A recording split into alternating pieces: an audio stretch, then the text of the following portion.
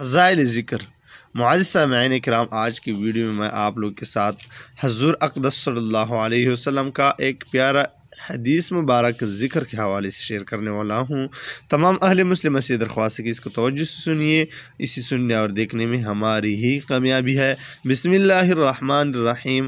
حضور اقدس صلی اللہ علیہ وسلم ایک مرتبہ صحابہ رضی اللہ عنہم اجمعین کی ایک جماعت کے پاس تشریف لے گئے اور دریافت فرمایا کہ کس بات نے تم لوگوں کو یہاں بٹھایا ہے۔ عرض کیا کہ اللہ جل شانہ کا ذکر کر رہے ہیں اور اس بات پر اس کی حمد و ثنا کر رہے ہیں کہ اس نے ہم لوگوں کو اسلام کی دولت سے نوازا، یہ اللہ کا بڑا ہی احسان ہم پر ہے۔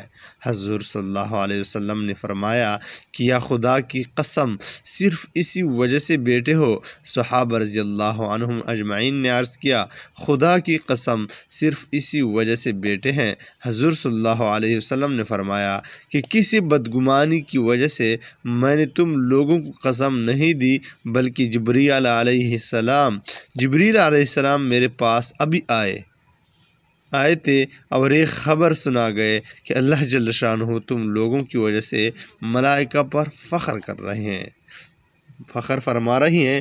معزز سامعین کرام، فائدے میں لکھا ہے یعنی میں نے جو قسم دے کر پوچھا، اس سے مقصود اہتمام اور تاکید تھی کہ ممکن ہے کوئی اور خاص بات بھی اس کے علاوہ ہو اور وہ بات اللہ جل شانہ کے فخر کا سبب ہو۔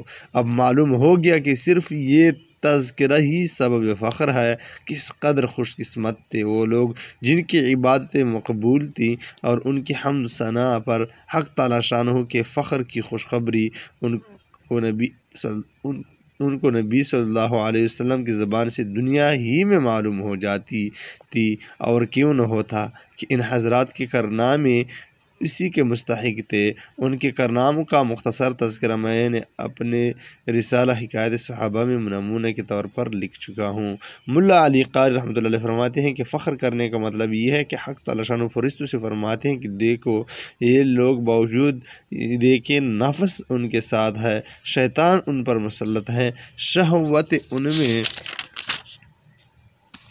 موجود ہے، دنیا کی ضرورتیں ان کے پیچھے لگی ہوئی ہے، ان سب کے باوجود، ان سب کے مقابلے میں اللہ کے ذکر میں مشغول ہے اور اتنی کثرت سے ہٹانے والی چیزوں کے باوجود میرے ذکر سے نہیں ہٹتے۔